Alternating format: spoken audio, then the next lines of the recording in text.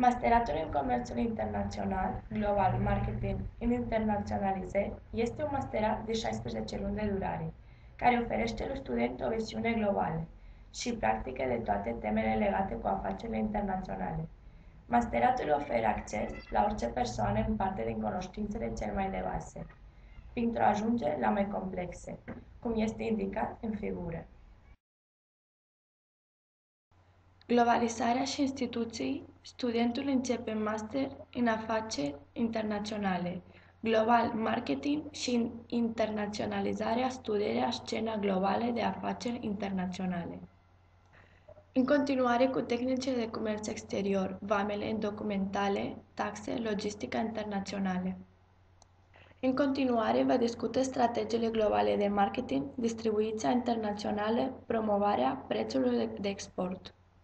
O societate care dorește să înființeze în afara acestei unități, găsi toate informațiile necesare pentru investiții sigure într-o altă piață, cum de la tracționalizare în funcțiune de cultură, pentru a evita conflictele interculturale ca străine, puse în aplicare. Master incluye adaptarea modului în România și Moldova. Se învață tratadurile de liber comerțul, în care țările este incluiți, și relații de comerț între dânsele.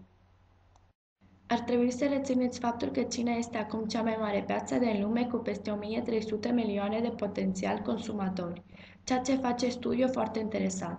Mod de afaceri în această țară. Materialele sunt disponibile în 4 limbi: spaniola, engleza, franceza și portugheza. Accesul este liber la toți studenții.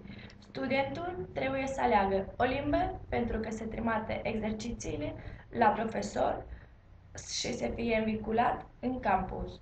Studentul este situat în un mediu global, în care și profesorul cu colegii este distribuiți prin toată lumea.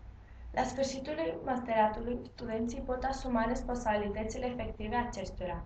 În companii de export-import, departamentul de comerț exterior, marketing internațional sau expansiuni internaționale, o în companii de serviciu de comerțul internațional, cum departamentele internaționale în bancă, companii de logistică, agenți vamali, consultanță, o instituții publice și private, cum agenții de dezvoltare, camerele de comerț, asociațiile de afaceri, organizațiile multilaterale cum ONG, în proiecte proprii și crearea de propria ta companie de specialitate în import și export.